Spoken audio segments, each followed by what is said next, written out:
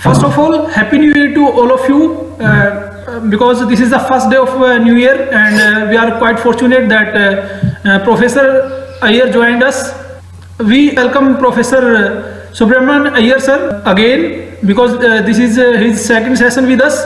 So we again welcome you, sir. And it was pleasure to listen from you in the previous session, and we are sure that the listener will enjoy this session as well. In this session, he is going to talk about the geomorphology. So now it's over to you, sir. Please start the session, sir. Over to you, sir. I'll be talking about geomorphology, covering all the points given to me, something which I've been doing for quite a long time. So modern geomorphology is something like this. It is highly quantitative and integrated, and more significantly, it is applied. And I'll also tell you about the present status. So we are able to quantify almost all the parameters in geomorphology. For example, even the process like weathering can be quantified. There are geochemical methods available to quantify weathering. Likewise, all the things can be, say, quantified, the landforms, areas, lengths, profiles, etc., etc. Now, it's more important to note that geomorphology has excellent relations with a lot of peripheral subjects, so much so, it lends itself to be integrated with quite a lot of them. For example, we are able to study soils. We are also able to connect up with the, say, ecology, plant ecology, so much so, we call it pedomorphology and morpho-pedoecology. These are the sort of integrated areas. Likewise, we are able to integrate with civil engineering, environment, and a lot of other things. So the most important aspect of modern geomorphology is that it lends itself to be integrated with a lot of peripheral subjects. We don't study geomorphology just for geomorphology. We go into other areas also which are quite relevant and useful. And of course, it is very much applied, and with excellent relations to a lot of peripheral subjects. It has tremendous applications in a lot of areas. For example, in mineral prospecting, when you target economically important minerals, you talk about economic geomorphology. Because here, most of the mineralization is controlled by structures. And as you will see, structures are revealed in morphology. Structures, in fact, control the landform development and get, say, revealed in them. So, this is one important area, economic geomorphology. Likewise, civil engineering projects, environmental, we call it environmental geomorphology. We call it, say, economic geomorphology. Likewise, we have got more recent areas like seismic geomorphology. We are able to understand the occurrence of earthquakes and try to pin down areas where earthquakes are possible and probable. So that is one area in which I have specialized in recent years, what we call the seismic geomorphology. So it is very much applied. And coming to its present status in the world, geomorphology is pursued by geologists and geographers, since it has got 1 foot in each of them. So for example, in the United Kingdom and Europe, it is mostly in the hand of geographers. In the United States, you've got geologists like Thornbury, and in India, again, most of the geographers deal with geomorphology in their departments. There are only very few geology-based geomorphologists, and I'm happy to be one of them. The other gentleman is Professor Dipankar Niyogi, who is retired now from IIT Kharagpur. And there is also Professor Vaidyanathan from Voltaire, Andhra University, but he has been in the geography department for decades. So strictly speaking, there are only two of us dealing with geomorphology with a geological background. Now, I may also tell you that at least in one place, you are saying, NCD as we call it in the Netherlands, there is a whole department of geomorphology. That's interesting, isn't it? So Professor Herbert Verstappen was the head of the department in the 70s when he was a student long back. So there is one department of geomorphology at least devoted entirely to geomorphology. And I don't know the recent developments, there may be many more elsewhere, but I don't think there is any full department of geomorphology in India. That is a basic need, and if I would like more departments to devote themselves to, say, exclusive studies of geomorphology, because it is so important, it's got tremendous applications. Right? Now, coming to the next, the entire geomorphic development and evolution, all these things boil down to the processes, the atmospheric processes, acting on the raw materials provided by geology and giving shape to different landforms. And in this process, they are controlled by the geological structures are dominantly all the way, and to some extent the climatic control is also there, because climate, say, comes into the picture when you deal with different climatic regions. The processes are different in different climatic regions. So under the influence of climate and the geological structures, the landforms are produced from the raw materials provided by rocks, geology. So it's as simple as that, right? Now, in geomorphology, we deal with the landforms, slopes, drainage, a lot of other parameters. So I will take up the slopes to some extent, because I've been a student of Professor Seismic Geyer from the University of Sheffield. I had been there in 68, 69. I was a student. He is considered to be an authority on the slopes. So when it comes to slopes, slopes can be mapped, aerially, but different types of maps can be produced. And apart from the old-time maps, more important today are the actual slope maps. We have to say, calculate the slopes in different landforms and then prepare maps showing all these actual slope maps in so many degrees. Like that, there are different types of maps, average slope maps, etc. Now, likewise, the slopes can be studied in profile section. And long back Rand showed that in very simple terms, each landform can be broken down into a crest, a flat or a convex crest, scarp, followed by a debris slope below, and then the pediment down below. These are the slope elements. Whereas my Professor Seismic Geyer showed that a lot more can be done with the slopes. You can actually distinguish breaks of slopes and curvatures, changes of slope. And using different symbols, we can also put them in. So that's about the slope analysis, where it's like this. What I mentioned earlier, like this. Crest, the free face, debris slope, and then pediment slope down below. These are the standard hill slope elements. Now, in the case of Deccan basalt, we've got some changes, because for each flow, the slopes develop like this. And Seismic Geyer pointed out that slopes can have angular breaks, convex as well as concave, and also convex changes as well as concave changes. Something not recognized before, right? So these are the breaks of slopes and changes of slope.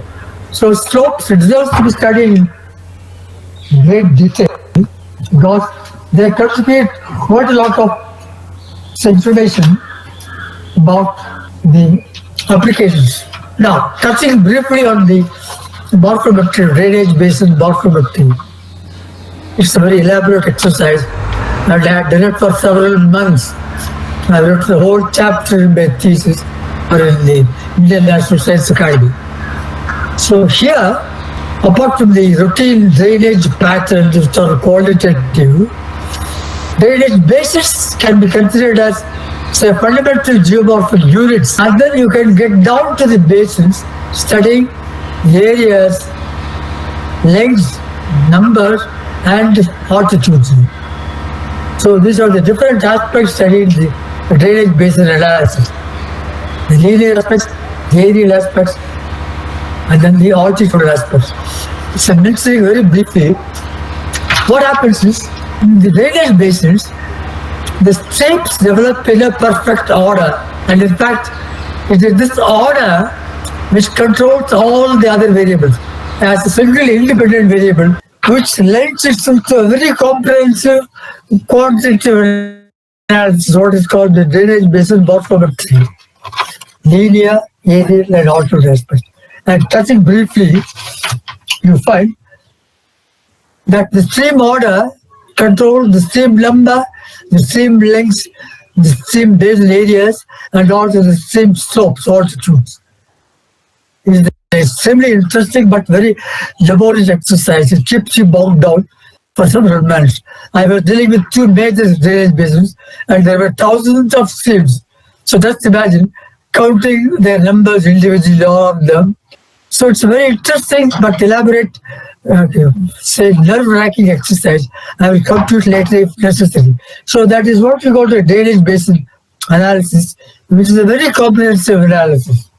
Now, coming to the applications, which are certainly the most important, say, aspects of geomorphology. We got applications all the way, and I had occasion to specialize in the applications. And in the IIT Bombay, I had conducted one training course, short training course every year. During my stay in the IIT Bombay for 20 years, I had conducted as many as 20 short courses, say, attended by quite a lot of people from all over the country, and I got them all sponsored by government organizations so that the participants did not have to pay. Anyway, that's by the way. So here, when it comes to applications, you've got academic minerals. Almost all the minerals can be got at through geomorphology because the link is the structure relation. Structures control the mineralization by and large, and these structures control the landforms and get revealed in them. Therefore, if you are able to read the structures in the landforms, which you should be, then you are able to get in the academic minerals. It can be demonstrated in so many areas, from simple iron ore to uranium. It is, say, viable, it is valid. So the first area of applied geomorphology is academic geomorphology. Then you got applications in surface water hydrology as well as groundwater hydrology. So what you can call morphohydrology or hydromorphology, whatever you call, it is the application area. Now, we got applications to environments, mining and open pit quarries, all this, say, disturb and destroy the environment. You can study them. So you got environmental geomorphology also. And as I was telling you, more importantly, you got applications to soil studies. Geologist is expected to study the soils also and relate them to the slopes. And you will find, interestingly, that you got a sequence of soil profiles developing over a similar sequence of slopes. So you call them the slope catena as well as the soil catena. I've got a lot of case studies we can discuss later, right? So you've got, say, morphopedology, where slopes are related to the soils. Likewise, you're able to relate yourself to the plant ecology, the sequence of plants, the surface flora, ground flora, shrubs, and trees, all the way. All these have their sequence from the bottom of the hills through the middle slopes to the top. and just say sequence of plants on trees. This is related to the slopes again. So you talk about the slope sequence of plants. So all this put together, you've got an important application area, what can be called morpho-pedo-ecology. I have developed this in great detail in IIT Bombay. I can discuss this later. Now, the most recent where I had done a lot of work is the earthquake study. What can be called the seismic geomorphology. Earthquakes are very important because you cannot predict them or prevent them either. So you got to live with them. And the only thing you can do is to tell the people how to build your houses safe enough so that they are not brought down by the earthquakes. Now, coming to identifying the areas where earthquakes are possible, they got the seismic zones given by the standard institution. You can follow them. There are 5 zones. Each one is important. You can have an idea about the possibility of earthquakes from these zones. But the contribution of geomorphology is in enabling you to recognize the active faults. There are faults and faults, hundreds and thousands of them all over the world. Not all of them, fortunately, are harmful. Only a selected few, what can be called the active faults, are dangerous. They are capable of generating earthquakes, right? So these faults can be identified by very simple modern geomorphic techniques. For example, streams. The rivers in their courses have got a lot of information about the faults. Older faults control more recent streams, So if there are faults already present, they are very convenient areas for streams to establish their valleys. So the streams tend to establish the valleys in older faults, fault-controlled streams. Now, more important from the earthquake point of view are younger faults, which say intercept the streams and bring about offsets, Offset streams, these are the most diagnostic when it comes to identifying earthquakes. For example, even the great San Andreas fault has been offset in the middle. Along the fault plane, it gets shifted, it has got shifted.